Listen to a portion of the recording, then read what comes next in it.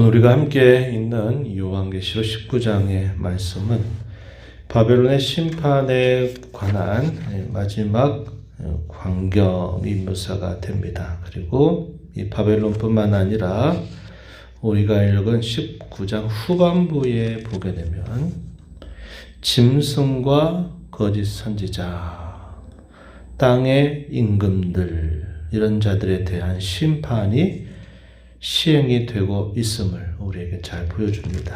그 일과 함께 이제 어린 양의 혼인 기약이 가까이 왔다 하는 사실을 말씀해 주고 있습니다. 먼저 1절로부터 10절 내용에 보게 되면 이 큰 음녀였던 바벨론의 심판에 대하여 기뻐하고 찬양을 드리는 모습이 표현이 되고 있습니다. 이 큰 음녀 바벨론에 관한 심판에 대한 말씀은 우리가 17장, 18장에서 함께 읽었던 말씀입니다.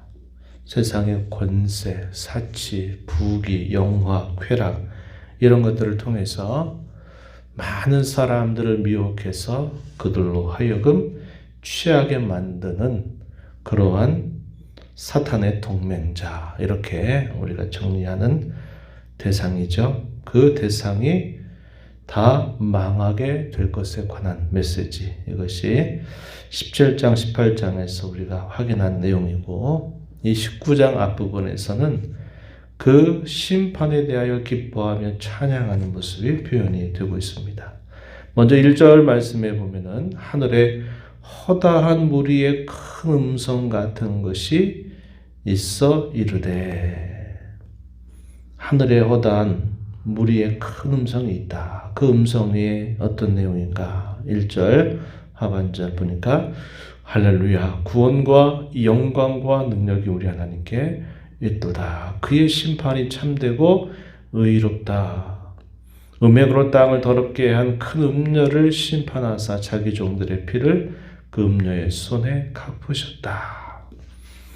허다한 무리의 큰 음성, 승리의 교회에 속해 있는 성도들이라고 보면 될 것입니다.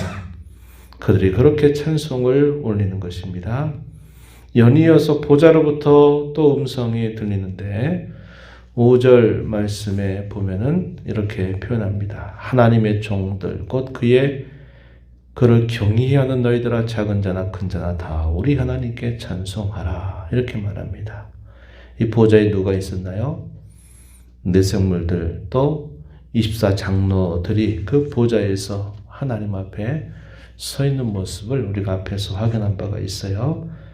이 보좌로부터 하나님을 찬양하라, 하나님을 찬송하라, 이런 음성이 울려 퍼지게 됩니다. 그러면서 함께 허다한 무리와 더불어 많은 물소리, 큰 우레소리가 퍼지는데 하나님께서 다스린다, 하나님의 통치에 대한 말씀이 선포가 되고 어린 양의 혼인 기약이 이르렀다, 이렇게 선포가 됩니다. 7절 말씀을 한번 보세요. 우리가 즐거워하고 크게 기뻐하며 그에게 영광을 돌리세. 어린 양의 혼인 기약이 이르렀고 그의 아내가 자신을 준비하였다, 이렇게 말해 줍니다. 그러면서 9절 말씀에 보면 천사의 음성이 또 함께 들립니다. 9절에 기록하라, 어린 양의 혼인잔치에 청함을 받은 자들은 복이 있도다. 이것은 하나님의 참되신 말씀이다, 이렇게 울려 퍼지게 됩니다. 이 말을 들었던 이 사도 요한이 얼마나 기쁨과 감격을 갖게 되는지, 그로 인하여 그 말을 전하는 천사를 향해서 엎드려 경배하는 태도를 취하게 됩니다. 하지만 이 천사가 자기를 경배하지 말고 오직 하나님께만 경배하라, 이렇게 말하죠. 10절 그 이야기가 주어지게 됩니다. 그리고 이 어린 양의 혼인 기약이 이르렀고 청함받은 자가 복이 있다, 이렇게 말하면서 그 혼인잔치의 주인공이 등장하는데 11절 이하로부터 쭉 주어집니다. 그 신랑이 누구시냐? 바로 11절 말씀해 보니까 하늘이 열리더니 백마와 그것을 탄 자가 있다. 그 이름은 충신과 진실이라 불린다. 이렇게 말했습니다. 13절 가서 보니까 하나님의 말씀이라 칭한다. 요한복음 1장 1절 말씀에 보면 태초에 말씀이 계시니라. 이 말씀이 하나님과 함께 계셨고 이 말씀이 곧 하나님이시다. 누굴 표현하는 말입니까? 성자 하나님. 이 땅에 자기 백성들을 구원하기 위하여 오신 성자 하나님 예수 그리스도를 표현하고 있는 말입니다.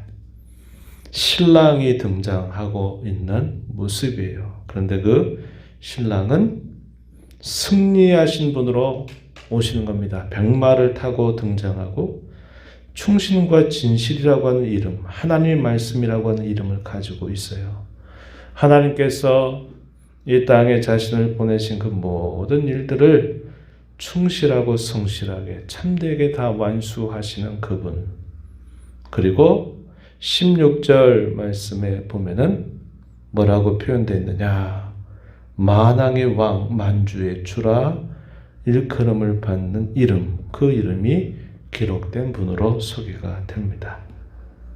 그러한 신랑이 등장하시면서 그가 어떤 모습을 취하고 있는가 설명하기를 11절 보면 공의로 심판하며 싸우신다. 12절에 보면 그 눈은 불꽃 같고 그 머리에 많은 관들이 있고 피 뿌린 옷을 입고 계시다. 14절에 보면 하늘에 있는 군대들이 희고 깨끗한 세마포를 입고 이 백마를 타고 그를 따르고 있다. 이렇게 표현됩니다. 또 입에서 나오는 예리한 검으로 만국을 치고 친히 철장으로 다스리신다. 이렇게 표현하죠. 15절입니다. 친히 맹렬한 진노의 포도틀을 밟으신다. 신랑으로 등장하신 예수 그리스도의 모습을 이러한 여러 비유들을 통해서 그의 모습이 이러함을 우리에게 잘 묘사해주고 있어요. 그러면서 한 천사의 음성이 또 울려 퍼지는데 어떤 음성이냐면 공중에 나는 모든 새들을 불러드립니다. 그리고서 뭐라고 말하냐면 새들아 너희는 와서 하나님의 큰 잔치에 모여서 여기에 있는 모든 자의 살을 다 먹어라. 이렇게 말합니다. 죽음이죠. 죽음. 시신이 되어버린 죽은 자들이 될 그 모든 살을 다 먹어라. 이러한 천사의 음성이 울려 퍼집니다. 이 말과 함께 전쟁이 일어난 듯 하다가 그 모든 대적들이 일순간에 다 죽음을 당하게 되는 그런 모습이 묘사가 됩니다. 19절 한번 보세요. 내가 보매 짐승과 땅의 임금들과 그들의 군대들이 모여 그 말 탄 자와 그의 군대와 더불어 전쟁을 일으키다가 20절 짐승이 잡히고 그 앞에서 표적을 행하던 거짓 선지자도 함께 잡혔다.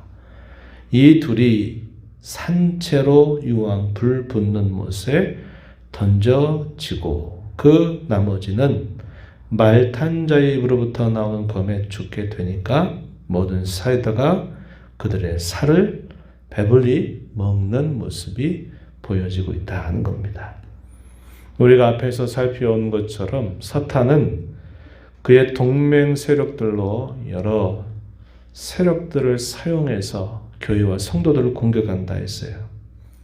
땅에서 올라오는 짐승, 바다에서 나오는 짐승, 그리고 바벨론. 그런데 우리가 앞에서 확인한 것처럼 이미 18장에서는 이 바벨론이 심판을 당한 모습이 그려지면서 찬송과 영광을 돌리고 여기 19장 이 후반부의 내용에서는 거짓 선지자 그리고 땅의 임금들과 그의 군대들이 결국 다 심판으로 망하게 되는 모습이 그려지게 됩니다.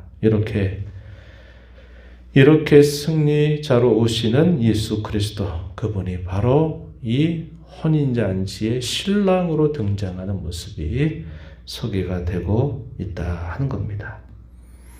이 유대인들의 결혼 풍습 속에서는 신랑이 뭘 가지고 오냐면 지창금이라고 한 걸 가져옵니다. 지창금.